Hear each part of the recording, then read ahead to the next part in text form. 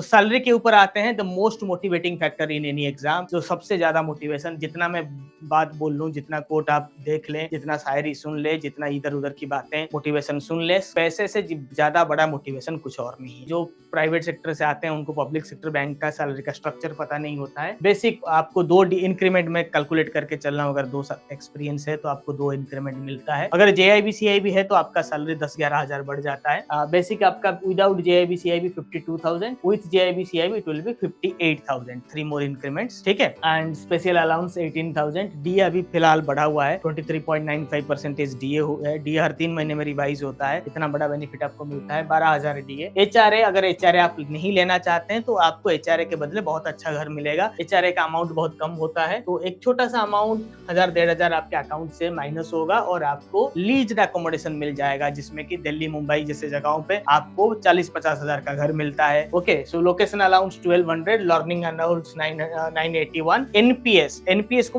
मैं हमेशा सैलरी के कंपोनेंट में क्यों ऐड करता हूँ, आप बोलते हैं कुछ लोग सर एनपीएस तो सैलरी से डिडक्ट होता है। वो डिडक्ट होता है, सही बात है, मगर 10% आपके बेसिक एंड डीए के डिडक्ट होता है आपके सैलरी से, ठीक है। बेसिक एंड डीए का 10% डिडक्ट होता है and bank contribute 14%, means 1.4 times of your deduction. So both of it will be saved for your future. जो आप सोचते हैं ना कि 10-20 हजार का आरडी एसआईपी कर दूं, जिंदगी में सब कुछ सही हो जाएगा। Now 9,100 will be your basic, will be banks contribution and your contribution will be something somewhere around 7,500 और 8,000। तो 17,000 of future contribution you are making. और एनपीएस बहुत ज्यादा रैपिड फायर में ग्रो करता है, ठीक है। आपका 2-3 साल में आप देखेंगे आपका कर्पस 3 साल अगर मान के चलिए, पहले 3 साल में आपका कर्पस 10 लाख से ऊपर हो जाएगा। Imagine what will happen if you serve for 30 years. और आपका सैलरी भी बढ़ेगा, प्रमोशन भी होगा, तो salary basic will increase. Okay, जैसे सीटीसी के नाम पे बहुत कुछ काट दिया जाता है, ऐसे यहाँ पे कुछ नहीं करता है इनकम टैक्स के अलावा। अभी तो 12.5 लाख तक कोई इनकम टैक्स नहीं है, 12,75,000 तक। With JIB CIB your benefit gross salary will be 1,14,000 and